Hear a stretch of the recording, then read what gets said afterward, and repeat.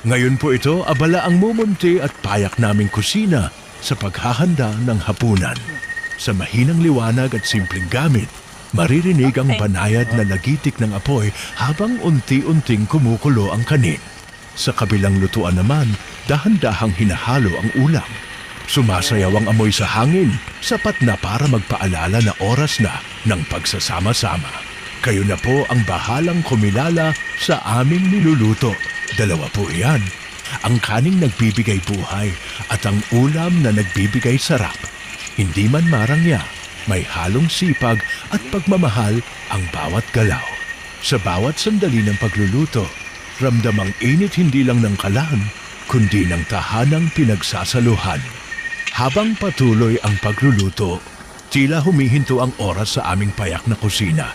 Ang singaw ng kanin ay dahan-dahang umaakyat, waring nagdadala ng pasasalamat sa bawat butil, samantalang ang ulam ay patuloy na sumasabay sa mahinahong lagitik ng apoy, nagpapahiwatig ng kasimplehan ngunit sapat na ligaya.